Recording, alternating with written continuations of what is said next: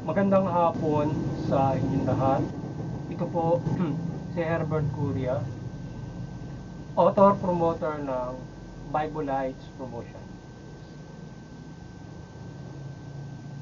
Ang ating pananalig sa ating banal na Panginoon Diyos, banal na Panginoon Kristo, at gabay ng kaliwanagan ni Banal na Santa Maria, ay ating pong ibinabahagi sa inyo sa linggong ito, ang mensahe ng ating banal na Panginoon Diyos.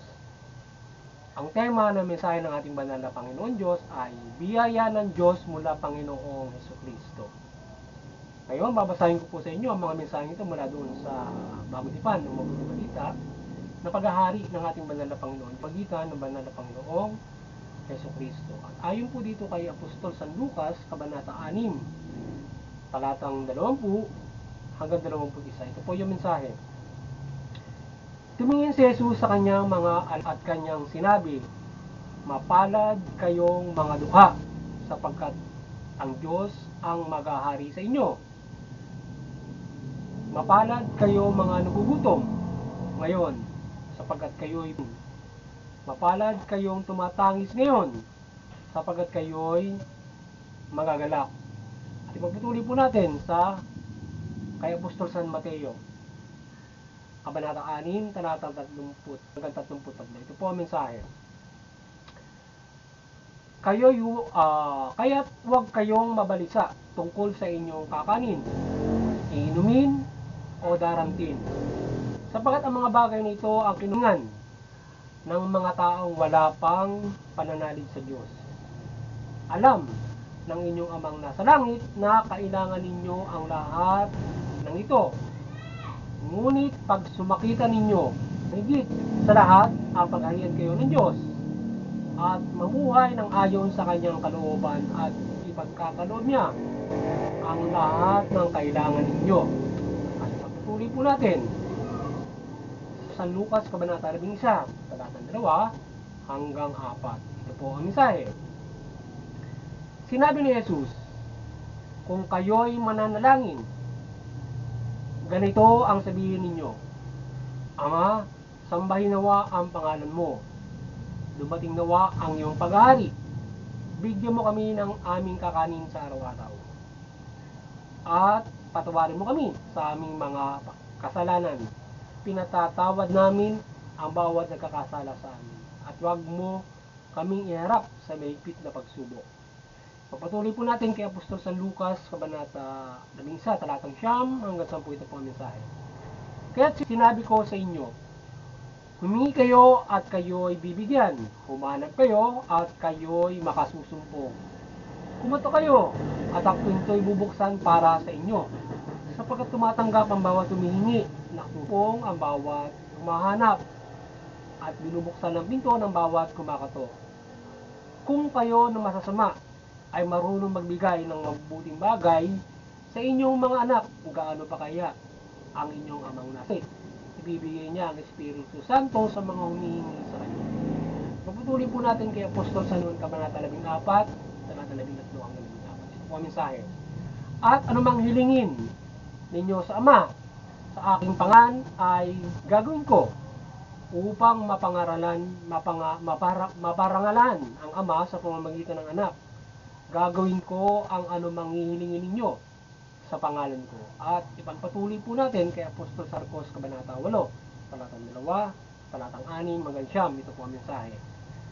"Nahabag ako sa mga taong ito, sapagkat 3 araw na ngayon kasama ko sila, at wala na silang makain. Kung sila ay pauwiin ko ng gutom, mahihilo sila sa daan. Galing pa naman sa malayo ang ilan sa kanila." Ang mga tao ay pinupuo ni Jesus sa lupa. Kinuha ang 7 tinapay at nagpasalamat sa Diyos. Pinagpira-piraso niya ang mga ito yun at ibinigay sa mga alagad upang ipamahagi sa mga tao. Gayon nga ang ginawa ng mga alagad. Mayroon din silang ilang maliit na isda. Muli siyang nagpasalamat sa Diyos at inuutos niyang ibigay sa mga tao. Kumain ang lahat at nabusog at natipunin nila ang pira-pirasong tinapay na lumabis. Nakapalo sila ng 7 bakol na malalaki. At may 4,000 ang kumain. O 4 ang kumain. Ito po ang mga salita ng Diyos at mensahe niya sa lingkong ito sa pagbabahagi natin ng Bible Lens Promotion. Ngayon, ipaliliwanag ko po sa inyo itong mensahe ito mula doon sa tema na biyaya ng Diyos mula Panginoong Jesucristo. Yan. At nais pong ipabatid sa atin ng ating banal na Panginoon Diyos na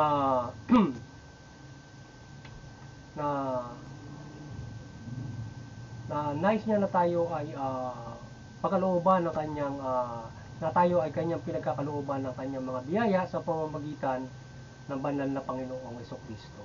So tayo ay nais niya na mabiyayaan at magabayan ng mga pangangailangan natin o iba't ibang mga pagpapala sa pamamagitan ng banal na Panginoong Jesucristo.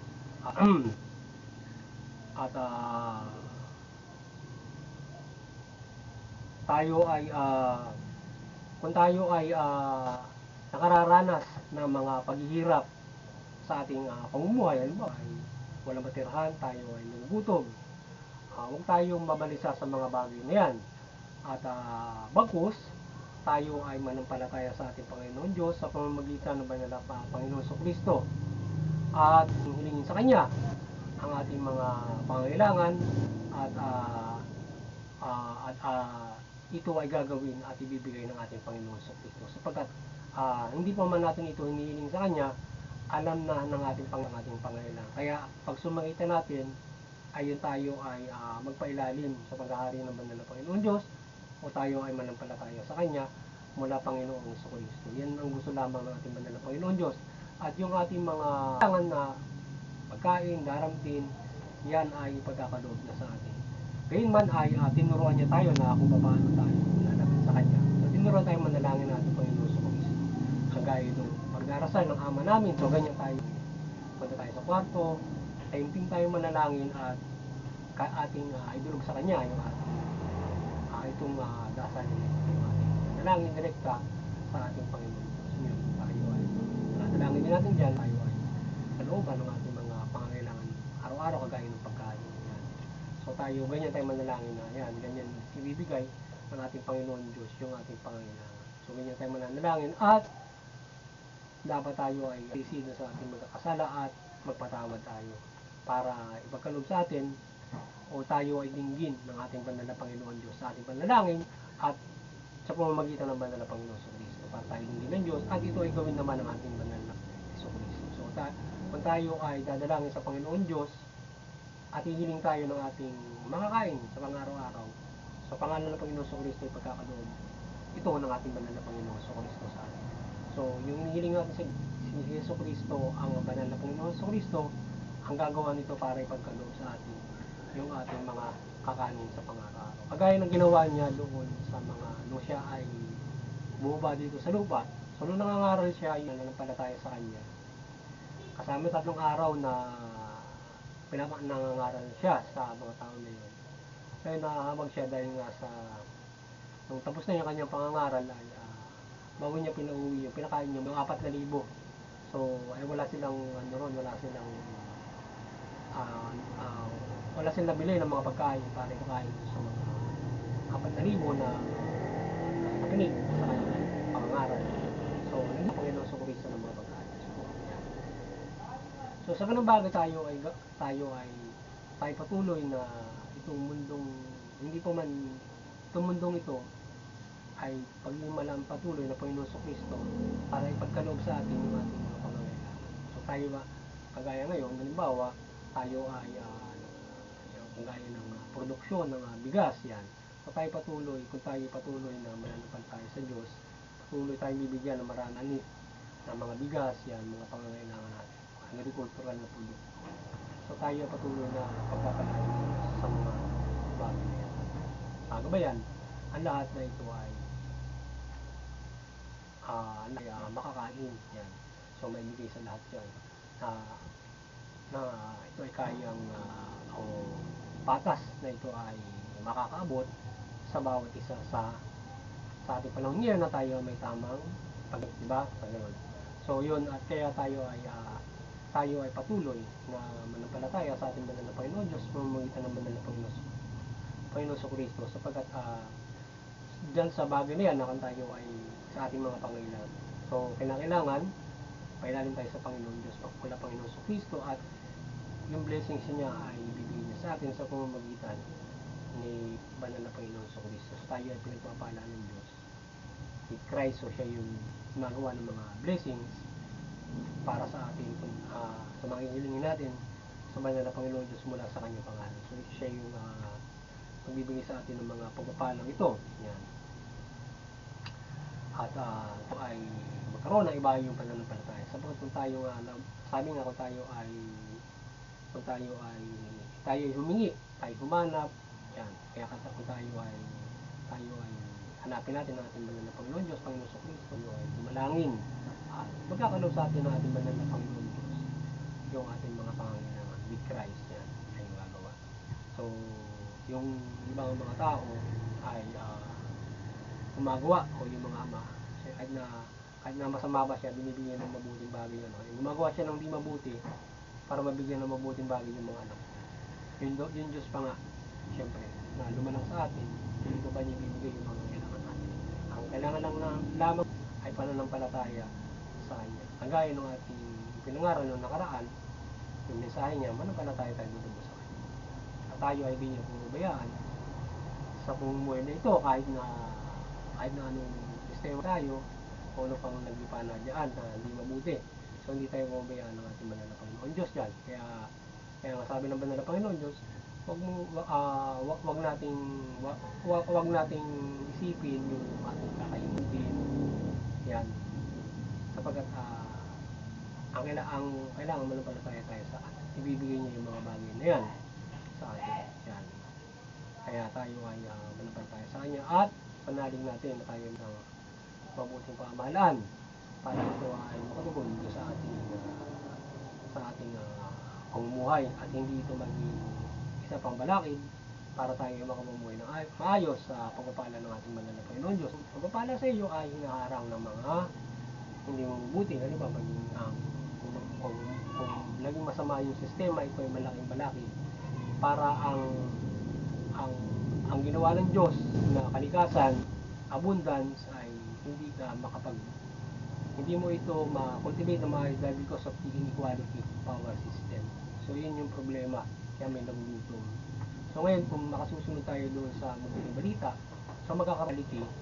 So pag nagkaroon ng equality, kakain tayo lahat. Mabuhay tayo din sa karapatan, at yun naman ang gusto ng Diyos. Isinapraktika na noon pa ng mga apostol. So yan. So kaya tayo ay umasa sa ating banal na Panginoon Diyos, sa ating na huwag tayong mababalisa sa ating mga pangangailangan. Basta tayo ay manampalataya sa Kanya at tayo ay mamuhay ng mabuti. So tayo ay sabi rin ng ating banal na Panginoon Diyos, mula sa pangaral ni San Pablo, tayo ay magsikap sa pamumuhay na ito. At sa pagsikap natin niya, sasamahan niya tayo at ipagkakalob niya sa atin yung ating mga nais na pagsisikap sa mabuting pamamagitan. Kaya nga ibig sabihin, parang halimbawa, dito sa sistemang ito ay kailangan mong halimbawa ikaw ay nagtatanim. So kung magtatanim ka at pagkakalob sa iyo ang mahusay na produksyon, kung ikaw naman ay nagnegosyo, ikaw pagkakalooban ka rin ng bukal ng mga customer, mga ganun mga bagay ng mga pagpapala. So mamumuhay ka na maayos, hindi mo problemahin yung pamumuhay mo. Ang mahalaga, nagka sa Kanya at sa pamamagitan niya ay ginagawa mo ang mga bagay sa pamamagitan niya, at ito ay naayon sa Kanyang kalooban, ang Kanyang yan. So yun. So muli sana na ngayon ng Bible-ized promotion sa inyong spiritual na pamumuhay, at kayo ay magkaroon ng malaking pag-asa sa kaligtasan spiritual mula dito sa ating binabahagi na mabuting balita, ang salita ng Diyos. At sana tayo patuloy gabayan ng ating banal na Santa Maria na sa ating pagbabahagi ito, at gabayan tayo ng kanyang pagmimilagro at hiliwanagan, at tayo ay magabayan sa mula sa ating paniniwala sa ating banal na Panginoon Diyos, banal na Panginoon sa Kristo, mula sa mabuting balita. At higit sa lahat ay ating pakinggan mabuti ang mabuting balita at ito ay ating isabuhay. Yan. Mula dito sa iba't ibang mga pangangaral o pagpapakalat ng mabuting balita mula sa ating simbahan sa iba't ibang mga kanyang binigyan ng mga pagpapala para ito may bahagi. At kagaya rin ng ating pagbabaging ito na kapag ito inyong napanggan, kayo ay magabayan sa inyong kaligtasan ng spiritual. At higit sa lahat ay ang ating simbahan. Ito ay mabigyan kayo ng kaukulang proseso para sa ating pananampalataya sa ating banal na Panginoon. So, may ginagawa mga mento kung paano tayo lubos na magkakaroon ng kaligtasan spiritual mula dito sa ating pakikinig ng mabuting balita. So, dito sa pakikinig natin mabuting balita ay kakaiba din dito yung sakramento na ginagawa ng ating simbahan. So, hindi nga lamang yung ating yung topic o yung ating pinagpapatid sa atin ng banal na Panginoon Diyos ngayon mula dito sa biyaya niya. So ngayon ay parte pa rin na tayo rin sa ating pananampalataya at kaligtasan, kinakailangan mayroon tayong bautismo, yung mga ganon. So yun ay sa simbahan ginagawa yun. So yun, muli, doon naman unity ay patuloy tayo na magkaisa, magunawan tayo ng reliyon at maiwasan natin yung mga pagkakaroon ng mga pagtatalo, hindi magandang pagkakaunawaan na sa kaguluhan at mga karahasan. Bagkus ay tayo unawain ng bawat isa, pagpairal tayo ng pagkakaisa, kapayapaan, pagtutulungan. Higayatin natin ang lahat para sa isang mabuting pagbubuklod. Lalo-lalo na sa pananampalataya natin sa ating banal na Panginoon Diyos. Yan. Magabayan yung bawat mga kapamalaan, mga bansa, at mga lahi at iba't ibang mga grupo. Yan. At doon sa CBCP and Vatican Church, patuloy kayong magabayan, as promotions, at kayo ay patuloy niyong pagtutuloy na sa katawan sa pananampalataya sa Diyos mula Panginoon sa Kristo at mabuting balita. At ang Bible Promotion, kaya nito ay patuloy nitong mapagbuklod ang sangkatauhan sa pananampalataya sa Diyos mula Panginoon sa Kristo o mabuting balita at ang ating dalangin na gabay ng Banal na Santa Maria, tayo ay gabayan niya ng milagro kanyang kalimutan ng kanyang pagmimala sa ating pagbabagi nito at kayo ay patuloy na panahon ito ay magabayan sa ating pag-asa sa ating pinanampalatayaan. Yan. O sa buhay ng ating at maliban dyan ay doon sa mga kapamalaan, kayo ay maliwanagan at makapamahala kayo ng mabuti. Patuloy at matugon nyo yung patas na pangangailangan ng mamamayan at patas ng hustisya. Yan, mula karapatan ng tao. At doon sa doon sa aming lokal na pamahalaan, kayo ay magabayan at kayo ay mapamahalan ng mabuti sa bayan namin sa Infanta Quezon. At gayon din doon sa aming parokya, kayo magabayan, mapapulod nyo yung mga bayan ng Infanta Quezon sa pananampalataya sa Diyos mula Panginoon. Yan o mabuting balita. Magandang hapon sa inyong lahat at kaya ay sumainyo at proteksyon ng ating banal na Panginoon Diyos. Magandang hapon sa inyong lahat. God bless you all.